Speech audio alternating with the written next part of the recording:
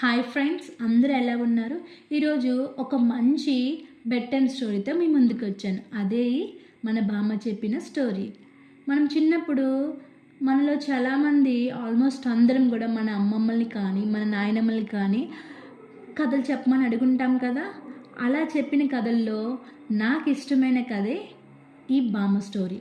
అదేంటి అంటే, అనగనగా ఒక ఊరిలో ఒక కుక్క మరియు కుక్కకి 6 బుజ్జి కుక్క పిల్లలు ఉన్నాయన్నమాట.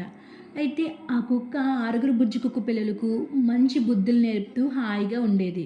ఒకరోజు ఇవి అలా ఊరిలో తిరుగుతూ ఉండగా ఆ కుక్క 6 బుజ్జి కుక్క పిల్లలకి ఎదురుగా ఉన్న ఒక బావిని చూపించి, ఆ బావి వద్దకు ఎవరూ వెళ్ళొద్దు, అక్కడ చాలా ప్రమాదం, అక్కడికి వెళ్తే అని చెప్తే సరే అని అన్నీ ఓకే చెప్తాయి.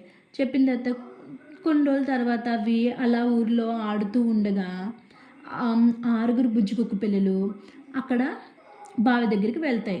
అందులో ఒక బుజ్జి కుక్క పిల్ల, అమ్మ ఈ బావి దగ్గరికి వెళ్ళొద్దనింది కదా, అసలు ఎందుకు వెళ్ళొద్దనింది, ఈ బావిలో ఏముంది అని అనుకుంటుంది.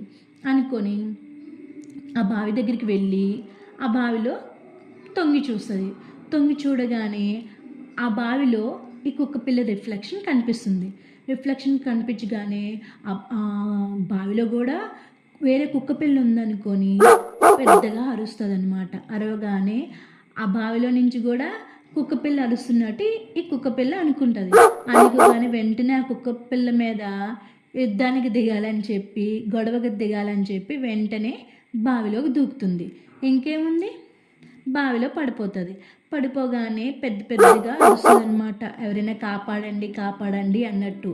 అటుగా వెళ్తున్న ఒక పెద్ద మనిషి కుక్కపిల్ల అరుపు చూసి వెంటనే వచ్చి ఆ కుక్కపిల్లని కాపాడి బయటికి తీసిన తర్వాత కుక్కపిల్ల అనుకుంటుంది అనమాట, ఇలానే ఆలోచిస్తుంది, ఓహో అందుకేనా అమ్మ ఇటువైపు వెళ్ళొద్దనింది, ఎంత ప్రమాదమో అని చెప్పింది, నేను వినకుండా ఈ బావి వైపు వచ్చేసాను, చివరికి చనిపోయే స్టేజ్కి కూడా వచ్చాను అని అనుకుంటుంది అనమాట.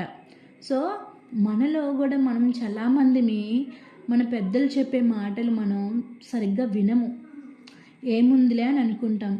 కానీ వాళ్ళు చెప్పే ప్రతి మాట కూడా మన మంచి కోసమే అని మనం ఎప్పుడైతే అనుకుంటామో మనకి మంచి సక్సెస్, మంచి లైఫ్ అనేది దొరుకుతుందనమాట. సో మీకు కనుక ఈ వీడియో కనుక నచ్చినట్టయితే లైక్ చేసి, షేర్ చేసి, సబ్స్క్రైబ్ చేయండి. మరి ఇంకెందుకు ఆలస్యం, వెంటనే మీ అమ్మమ్మనో మీ నాయనమ్మనో ఒక మంచి బెడ్ టైం కథను చెప్పమని అడగండి. అంతేకాకుండా నా కథను అందరికీ షేర్ చేయండి. మీ నాయనమ్మ లేదా మీ అమ్మమ్మ చెప్పిన కథను నాతో షేర్ చేయండి. Thank you for watching. Love you all.